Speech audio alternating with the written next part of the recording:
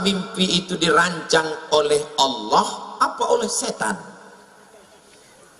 Mimpi terbagi, dari jawab Allah, kata dia. Masya Allah, anakku, anak-anak serius dengar ceramah 90 menit, luar biasa itu. Mimpi ada 3. Pertama, mimpi dari Allah namanya ilham. Mimpi dari setan namanya waswasah. Yang ketiga, proses berpikir di waktu siang yang tak selesai terbawa di waktu malam. Maka jangan pernah memikirkan mantan. Takutnya nanti malam tersebut dia, yang kata istrinya, aku di sini bang, bukan engkau, mantan. Habis pindah priuk ke tempat tidur. Nah, ada mimpi dari Allah, ilham. Ada mimpi dari setan. Pak Ustadz, saya ketakutan, tapi takutnya bukan kepada Allah, takut begini, takut begitu. Itu dari setan. Kalau mimpi dari setan, gimana respon kita? Maka bangun malam baca ta'awuz, a'uz bi kalimatillahi tammati min kulli syaitani wa hammati wa min kulli ainin lamah. Gak ingat bacaan itu Pak Ustadz? A'uz billahi minasyaitonir rajim. Tiup ke sebelah kiri dengan sedikit air liur. Jangan diludahi. Betulan suaminya tidur sebelah. Bismillahirrahmanirrahim. Emang aku setan? Makanya sebelum tidur itu baca doa. Sebelum tidur baca Fatihah sekali, Qul huwallah 3 kali, Qul a'udzu falaq sekali, Qul a'udzu binas sekali, ayat kursi sekali. Qul huwallah sekali 3 kali, Fatihah sekali, Qul huwallah 3 kali, Qul a'udzu falaq sekali, Qul a'udzu binas sekali, ayat kursi sekali. Tiup ke tapak tangan, hembuskan ke muka, ke kepala untuk menjaga dari godaan setan, sihir, santet dan macam-macam black magic. Saya sudah wudhu, sudah baca doa sebelum tidur, tapi mengapa mimpi saya masih buruk Pak Ustadz? Yang namanya setan. Itu memang sudah SOS, standar operasional setan. Setan itu kerjanya la'atiyannahum min baini aidihim, aku datang dari depan, wa min khalfihim dari belakang, wa an aimanihim dari kanan, wa an syama'ilihim dari kiri. Itu kerja setan. Jadi setan itu jahat Pak Ustaz? Iya. Kalau dia baik berarti setan taubat. Ada setan taubat? Ada. Nama komunitasnya jin. Jin ini terbagi 2. Ada jin yang baik, jin Islam. Ada jin yang tak baik, jin kafir. Jin itu ada yang ikut waktu kita lahir dulu. Waktu kita lahir ditusuknya pusar anak lahir, itu maka anak itu menangis. Jin waktu lahir saya dulu, ada jin yang ikut dengan saya. Pas dia mau ikut, waktu kami makan di rumah Pak Bupati, jin itu mau ikut. Mau ikut dia makan jagung itu. Tapi tak jadi, karena saya baca doa, Allahumma barik lana fima razaqtana wa qina azabannar. Pas saya mau masuk ke kamar mandi di rumah Pak Fadil Muhammad, jin itu mau masuk juga, tapi tak jadi karena saya baca doa, Allahumma inni a'udzubika minal khubuthi wal khaba'ith. Pas saya mau tidur, dia mau ikut juga, tapi tak bisa. Saya baca doa, bismika Allahumma ahya wa amut. Jangan dibaca sekarang, nanti tertidur di tanah lapang. Makanya kita suruh baca doa itu. Tapi ada jin yang kerjanya tak jelas. Itulah jin yang di pokok-pokok kayu, di sumur-sumur tua. Ini namanya jin non-job. Nggak jelas gitu. Kadang di warung-warung kopi duduk, main gaple. Itu tak jelas itu. Kita minta dijauhkan dari jin. Qul a'udzu birabbin nas, malikin nas, ilahin nas, min syarril waswasil khannas alladzi yuwaswisu fi sudurin nas minal jinnati wan nas. Makanya baca itu. Jadi yang berbisik itu siapa Pak Ustaz? Bisa kali jin, bisa nas. Kawan kita pun yang berbisik kita bacakan juga itu. Kabarnya Syanu, kabarnya Syanu itu dipromosikan naik jabatannya karena dia pakai dukun. Qul a'udzu bin nas malikin nas dan macam-macam.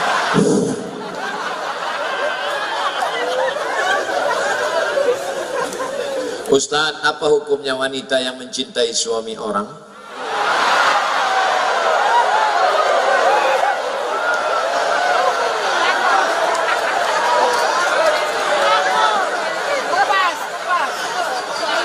Hidup ini ada yang kita bisa memilih dan ada yang kita tidak bisa memilih. Betul? Saya mau berceramah menghadap ke kanan atau menghadap ke kiri. Apakah itu bisa memilih? Bisa. Saya mau menghadap ke kanan, saya hadap kanan.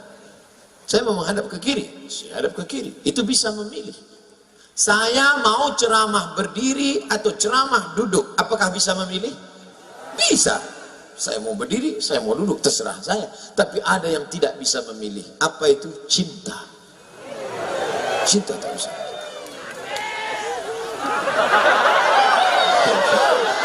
Maka ketika engkau cinta kepada orang, tak bisa dipaksa.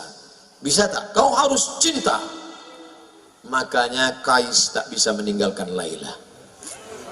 Karena hatinya sudah tertawan. Sampai akhirnya Kais itu gila. Dan Kais adalah orang yang sembuh di tepi Ka'bah. Ayahnya berdoa di tepi Ka'bah. Dan ketika Kais sudah sehat, maka ditanya oleh orang, Kais, ya, ad-dunya turidu, Laila turidu amid dunya wa ma fi tawayaha. Kais, kau suka dunia beserta isinya atau Laila? Nama perempuan itu Laila.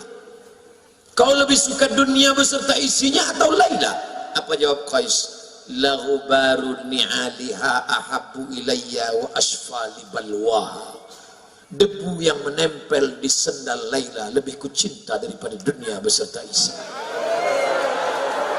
Ternyata kalau sudah cinta merasuk, jangankan Laila, jangankan sendalnya, debu menempel di sendalnya lebih kucinta beserta lebih daripada isi. Oh, jangan sampai kita diuji dengan cinta, apalagi mencintai bini orang. Lalu apa yang bisa saya lakukan Pak Ustadz? Saya sudah terjebak ini. Apa yang bisa kita lakukan? Maka buanglah semua yang terkait dengan dia. Buang nomor HP-nya. Delete dari FB, unfriend. Jangan lewat di depan rumahnya. Buang semuanya. Setelah itu berdoalah kepada Allah supaya Allah membuat terlupa. Lupa. Ya Allah, lumpuhkanlah otakku agar aku tidak lagi mengingat dia. Mudah-mudahan Allah membuat kita lupa semua dari mantan-mantan, insya Allah. Banyak yang ngaku. Ustaz, ada hadis yang berbunyi surga itu terletak di bawah kaki ibu. Apakah masih ada surga di bawah tapak kaki ibu yang sudah murtad, berpindah agama?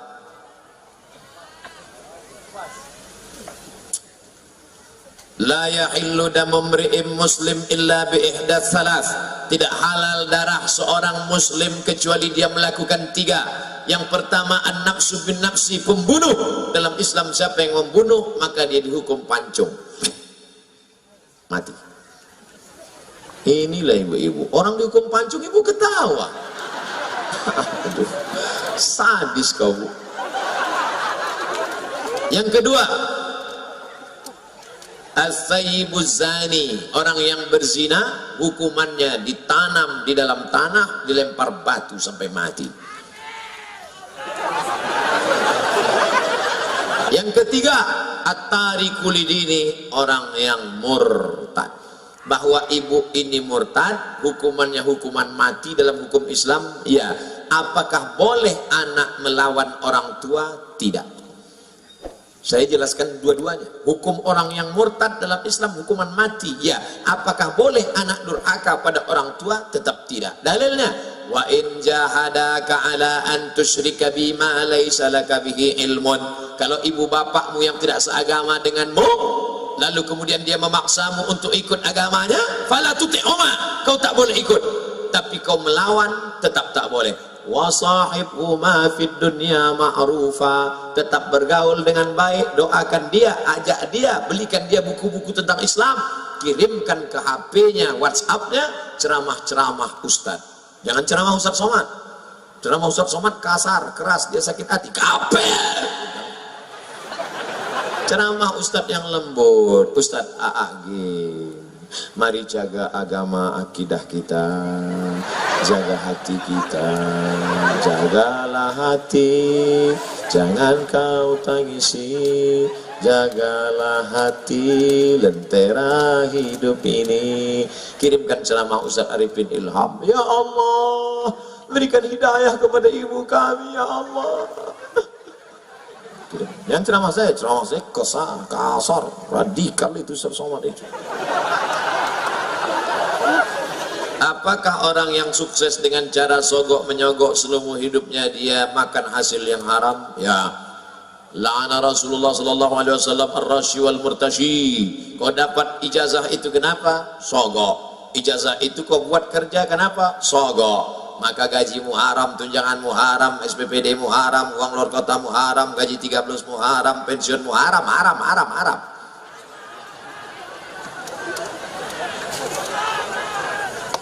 Hajimu haram. Duit dari haram dibawa pergi ke Makkah. Labbaik Allahumma labbaik, labbaik la syarika laka labbaik, innal hamda wan ni'mata lak wal mulka la syarika lak. Apa kata malaikat? La labbaik wa la sa'daik. Kau tak dapat haji mabrur karena kau berangkat dengan uang haram. Sedekah tak diterima. Innallaha thayyibun, Allah maha suci, la yaqbalu illa thayyiban. Allah tidak menerima kecuali yang suci-suci saja. Apa efeknya haji yang tidak mabrur? Tidak ada perubahan. Heran saya nengok Pak Haji itu, Pak Ustaz. Dulu sebelum berangkat haji celana pendek, sekarang setelah haji nggak pakai celana sama sekali.